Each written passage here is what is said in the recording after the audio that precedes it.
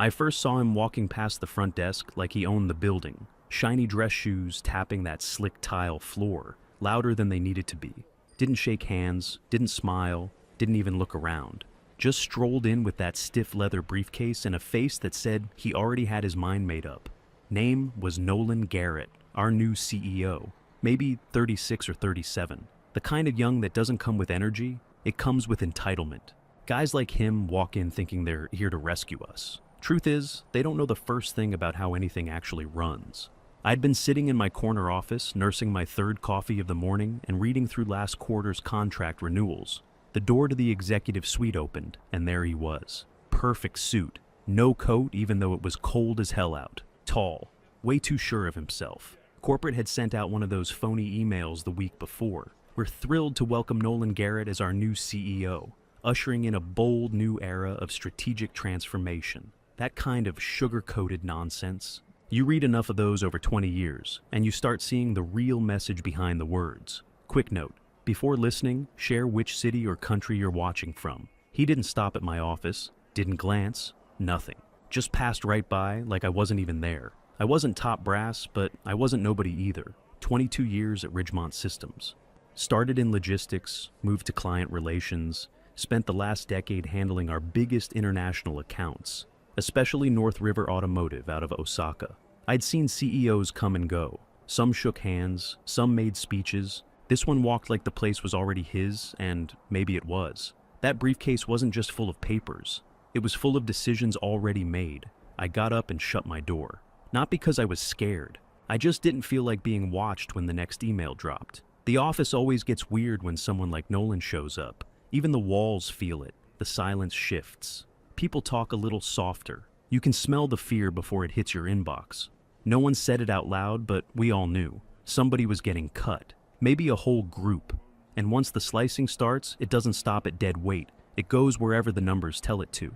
I sat back down, cracked my knuckles, and opened the North River file. If I was getting axed, I'd go out doing the job right. But I knew better. Guys like Nolan don't care what you've done. They only care what you cost. And I was about to cost him more than he could afford. By Wednesday of the second week, you could feel it. Like the floor itself was waiting for something to break. Quiet meetings started popping up behind glass-walled offices. HR moved around like ghosts, barely making eye contact. You'd hear low voices and then nothing. No announcements, no emails, just people disappearing. First to go were the mid-tier managers, solid folks, steady, knew the systems inside and out. People who didn't need hand-holding or PowerPoints to explain what they did. They kept things moving without needing credit. One by one, they were just gone. Some packed their desks in silence. Some didn't even get that far. Walked into a meeting and never came back.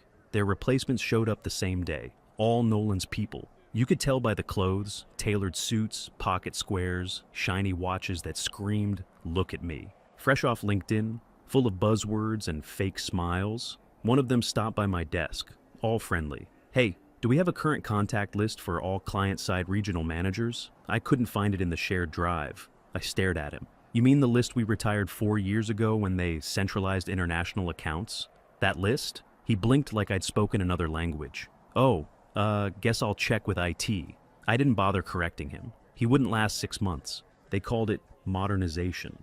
Brought in flat screens, standing desks, even a juice bar upstairs. Like furniture made us innovative. What they actually did was gut the place. Tore out the memory of how things ran and replaced it with clueless confidence.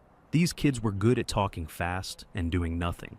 Meanwhile, I kept my head down and ran point on the Osaka contracts. North River was deep into their planning cycle.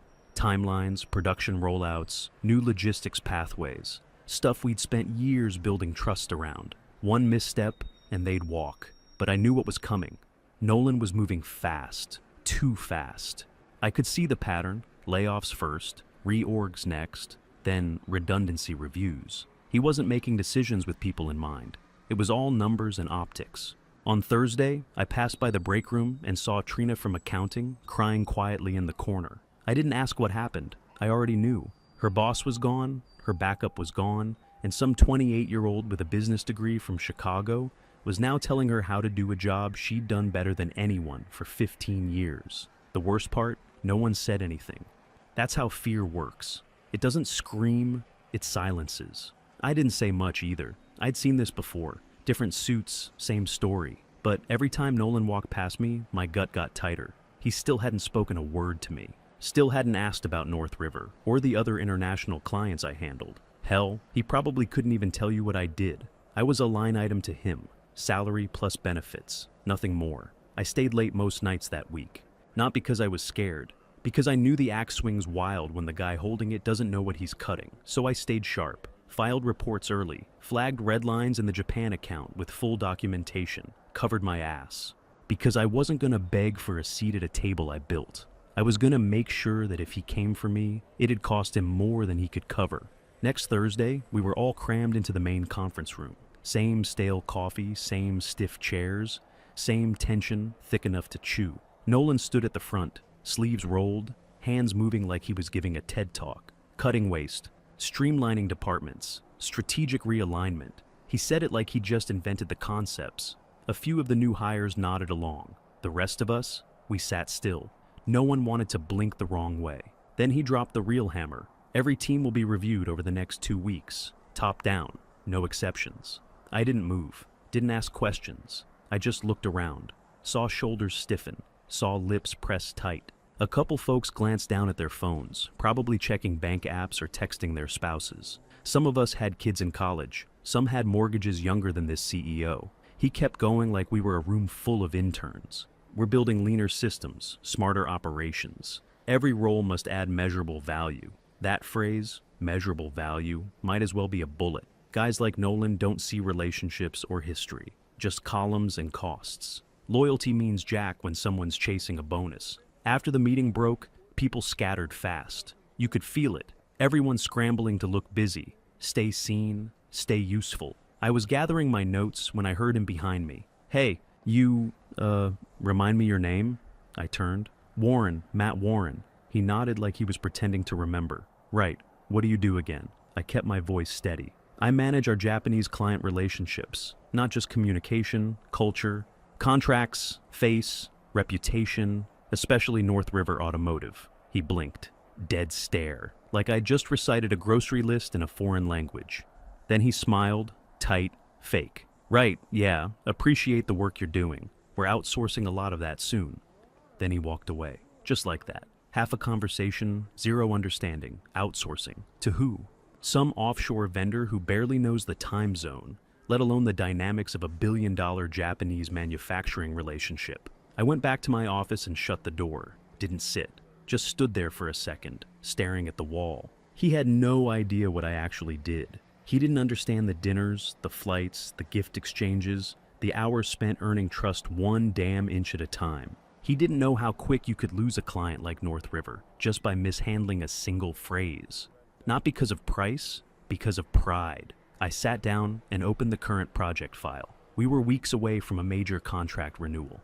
If we blew it, that deal would die. And if that deal died, the whole department would bleed out. Around 3, I passed HR on my way to grab a coffee. Director was walking out of her office, saw me, paused, gave me this tight-lipped nod, like she wanted to say something but couldn't. She looked a little pale, hands fidgeting with a folder. That's when I knew. My number was coming up. Friday morning, the email hit my inbox at 8:12.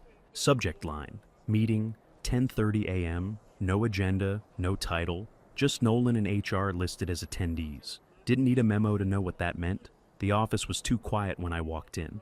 You could tell people knew. Heads stayed down, screens lit up. Nobody made eye contact. HR had already claimed its spot by the conference room, folder in hand, coffee untouched. I cleaned off my desk, slow and neat. Not sentimental, just deliberate. Keyboard centered, stapler back in place, notebook closed. 22 years, and that's what it all boiled down to. A clean desktop before the walk. At 10:29, I knocked once and stepped in. Nolan was already there, leaning back like it was another routine catch-up. He smiled, wide and rehearsed. HR's director sat stiff beside him, that same pale look I'd noticed yesterday. Matt, he said, all cheerful. Thanks for coming in. I sat down, didn't bother with small talk. He launched right into it. We've been reviewing departmental efficiencies and found some overlap in international operations. The company's moving in a new direction, leaner, more agile. HR nodded like a metronome. He kept going. We absolutely appreciate your years of service. Truly. This isn't about performance, it's about structure. I could have recited it word for word with him. Every phrase was polished corporate garbage. Boilerplate for a hit job. When he finally paused for breath, I looked him dead in the eye. "You're sure you can handle it without me?" He chuckled. "We'll be just fine." That was it. That was the moment I decided he wasn't worth hating. He was worth proving wrong. He slid a white envelope across the table. "This includes your severance, accrued vacation, all the details." I didn't touch it. Didn't even glance at the HR rep. Just stood, straightened my jacket and said, "Then I guess that's that." He reached like he might offer a handshake, but I was already turning. The envelope stayed on the table. 22 years, gone in under 10 minutes. No handshake, no thank you, just a folder and a fake smile. When I stepped out, the hallway looked longer than usual. People at their desks kept pretending to type. Nobody met my eyes. I didn't blame them. I'd seen that look before, the one that says, "Better you than me." I pushed through the lobby doors and hit the rain. It wasn't a drizzle either. It was that steady, soaking kind that fills your shoes by the time you reach the car. Didn't bother running, just kept walking across the lot, feeling the water slide down my collar, soaking my shirt. No tears, no shaking, nothing like that. Just a calm I hadn't felt in years. Because under all that noise and rain, I knew something Nolan didn't. Things were about to change. Not right away, but soon. I didn't go back inside when I got home that Friday. I sat in the car for almost an hour, rain tapping the windshield while the engine clicked in the cold. Didn't call anyone, didn't need to. That weekend, I cleared out the home office. Shredded a drawer full of old contracts, stacked what I needed, boxed the rest, wiped the laptop. I'd kept it neat over the years, mostly out of habit. Now it looked sterile, like a room waiting for its next chapter. A couple texts trickled in from old coworkers. "Sorry, man. Bullshit move." That kind of thing. One brave soul even asked if I was okay. Most stayed silent. I didn't blame them. Fear's loud when it's close. But Sunday night, a name popped up I hadn't seen in years. Craig Toller. We met at an automotive trade show back in Phoenix. He was running strategy for a boutique consulting firm at the time. Weston and Bray. Solid guy, sharp. He'd heard. His message was simple. "You free to talk Monday morning? I've got something for you." At 9 a.m. sharp, I walked into their office downtown. Glass walls, no ego, no fake plants, no weird slogans taped to whiteboards. Just people who knew what the hell they were doing. Craig shook my hand like it meant something. We sat for 20 minutes. No PowerPoints, no fluff. He already knew what I brought to the table. By noon, I had an offer in writing, better pay, more say, and best of all, respect. That night, I poured a glass of bourbon and sat out on the back porch. First time in months, I didn't feel like I was waiting for something bad to happen. But the story wasn't over. Not even close. Tuesday morning, I got a ping from a friend still at Ridgemont. "Nolan replaced you with a rotating team out of Singapore." Of course he did. Cheaper on paper, easier to control. Too bad he didn't know a damn thing about how Japanese clients think. 2 hours later, another message came in. This one made me laugh. "He called you a gatekeeper, said you were clinging to old ways." Gatekeeper? Hell yeah, I was. That gate had held together half the international revenue they were now fumbling to hold on to. He thought I was done, but I'd just started planning, because Nolan wasn't going to crash quietly, and I wasn't going to stop it. By the end of the week, I'd already heard the Osaka team was flying in. Mr. Sato himself. 3-year renewal on the table. One of Ridgemont's biggest international contracts. $18 million tied to a handshake and a hell of a lot of trust. Monday, 10 a.m. sharp. Nolan sat in the Ridgemont boardroom with his new strategy lead, 2 junior consultants, and someone dialing in from Singapore. All of them fresh-faced, all of them clueless. I wasn't there in person. Didn't need to be. I watched it unfold from my office downtown. Craig had eyes everywhere. They started the meeting with the usual routine. Coffee, greetings, some small talk. Nolan took the lead. Probably thought his charm could close the gap. He dove straight into the pitch. Buzzwords and metrics. Charts on a screen. Talked about cross-functional agility and global integration. Smiled like he was doing them a favor. Mr. Sato didn't smile back. He sat with his hands folded, face blank. That polite quiet the Japanese do when they're deciding if you're worth the trouble. I'd seen it before. I knew that looked too well. Nolan kept going. Joked about Ridgemont being leaner and meaner. Referred to them as legacy clients like that was a compliment. They barely nodded. Then halfway through the slide deck, Sato held up a hand. Didn't raise his voice. Didn't even look angry. "We would like to speak with Mr. Warren." Nolan blinked. A beat too long. "I'm sorry, Mr. Warren no longer works here. We've improved efficiency with a new support structure." Sato didn't flinch. "That was a mistake." That's all he said. He stood. The other two men with him stood too. They bowed. Nolan froze. "Perhaps we will revisit discussions at a later time," Sato added as they walked out. No handshake, no second chance. By 11:15, the deal was dead. 18 million, gone before lunch. I sat at my desk, leaned back, and looked out across the downtown. Didn't smile, didn't pump a fist. Just watched the emails start pouring in. A client like North River doesn't just walk. When they walk, others pay attention. By 2 hours, Ridgemont's legal team was trying to contain the fallout. Someone from their executive assistant pool called Weston and Bray, asking for a confidential sit-down. I didn't respond. Nolan had no idea how bad he'd just screwed himself. That contract wasn't just revenue, it was validation. It was the thread holding his entire transformation strategy together, and he pulled it with both hands. Back at Weston and Bray, Craig came by my office late afternoon. "Was that the big one?" he asked. I nodded. "That was Sato." He gave a low whistle. "Think they'll recover?" "Not fast enough," I said, closing my laptop. "They broke what they didn't understand. That doesn't fix easy." Outside, the sun was already dipping low over the skyline. I slipped on my coat and grabbed my keys. One door had closed, but this one, wide open.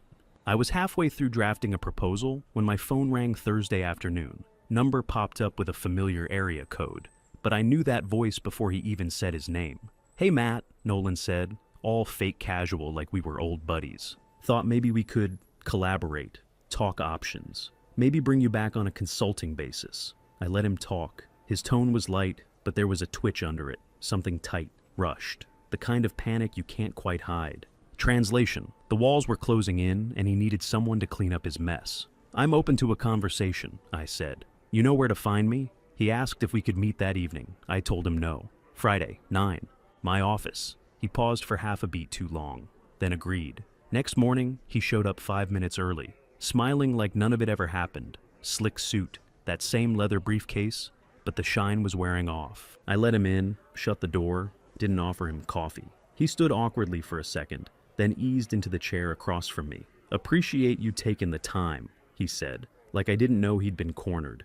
I was thinking, with everything happening, maybe there's an opportunity here. I waited. "We don't need to make this public," he continued. "No title, no need for announcements. Just help us smooth things over with North River.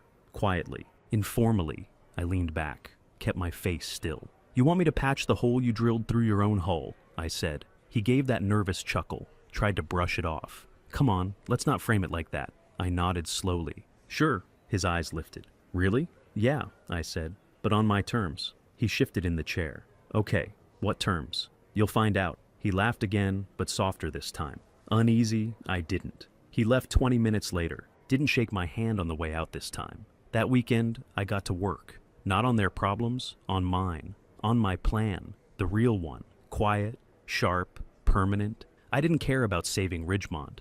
I wasn't going back to fix anything. I was going back to finish something. And I'd make damn sure Nolan never saw it coming. Monday morning, I walked back into Ridgemont for the first time since the rain. No welcome, no announcement. Just a thin plastic temp badge clipped to my belt and a list of contacts to support printed off by HR. The receptionist didn't even look up when I signed in. I took the stairs instead of the elevator. Slower, quieter. Let me see who was still around. Some old faces, some new ones, all of them moving fast but looking lost. Nolan was in a meeting when I arrived, which was fine by me. I wasn't there for small talk. By 2 p.m., I had regained access to the client database through one of the junior analysts. He handed me a laptop with everything unlocked. "If you need anything else, just email help desk," he said. I nodded, then closed it and pulled out my own. By 3:00, I'd already dialed the one number that mattered. Mr. Sato answered on the second ring. "Warren San," he said, calm, measured. But I heard the edge in his voice, like he was waiting for someone to give it to him straight for once. "I want to be clear," I told him. "No corporate script, no pitch, just the truth." He said nothing. I didn't leave Ridgemont. I was cut, replaced with consultants who didn't understand the relationship, the culture, or the responsibility. They broke it. "I'm not calling to ask for anything. I just thought you deserved the facts." He didn't interrupt, let it land. After a moment, he asked, "Where are you now?" "Weston and Bray," I said. "Fully independent, built on respect, not quarterly targets." He paused, just long enough to let the weight of it settle. "Then maybe we bring our business to someone who understands partnership." He hung up without another word. I sat back, let out a slow breath. That wasn't a win yet, but it was a crack in the wall. By Friday, I had it all lined up. A quiet meeting, off-site, private room at the Centennial Club downtown. No slides, no PR, no signatures. Just Sato's team, 3 Weston and Bray execs, and me. We laid it all out, transparent, no promises we couldn't keep. They didn't sign anything that day, but they didn't need to. The handshake said enough. Back at Ridgemont, Nolan's crew was still flailing. I passed one of his junior leads in the hall, muttering into his phone, trying to explain why a logistics report didn't line up with the shipment data. They didn't see me, didn't recognize me even. That was the beauty of it. I moved quiet, invisible. Nolan had no idea what was happening right under his nose, and I stayed silent. Because the long game isn't about revenge, it's about leverage. And by the end of that week, I had it. By the following week, Nolan's house of glass started cracking. First, a logistics firm out of Phoenix walked, quietly. No explanation, just pulled their contract and moved on. Then a supplier in Indiana paused payments pending internal review. Staff started quitting in pairs, middle managers, support staff. Even one of the junior consultants he brought in from Singapore. The emails piled up. The phone stopped ringing. And the office, once loud with fake energy, turned dead silent. He didn't see the pattern, not at first. He thought it was a blip. He didn't know the rot was already at the core. Friday morning, I typed a 6-word email. Subject, need to talk. Body, let me know when you're free. 10 minutes later, Nolan replied, "Conference room, C1130. Same room where he'd cut me loose. Fitting." When I walked in, he was already there. Tie loosened, eyes red. He looked 10 pounds lighter, and not in a good way. He stood like he wasn't sure whether to shake my hand or apologize. I did neither. "Appreciate you coming," he said, trying for steady. "Look, I think we both know we need to course correct. We lost some footing, but with your help, I think we can still fix this." I sat down, slow, calm. Let him dig the hole a little deeper. "You're talking like we're partners," I said. "We're not." He blinked. "I know things got off track, but we both got skin in this. You helped build this place." "No," I said. "I built something. You dismantled it." He opened his mouth, but I cut him off. "You're not my boss, Nolan. You're my cautionary tale." He stared, like he couldn't quite process it. Then I dropped the match. "Sato's contract?" I said. "That's ours now." He didn't speak, didn't move, just sat there, frozen. The color drained from his face.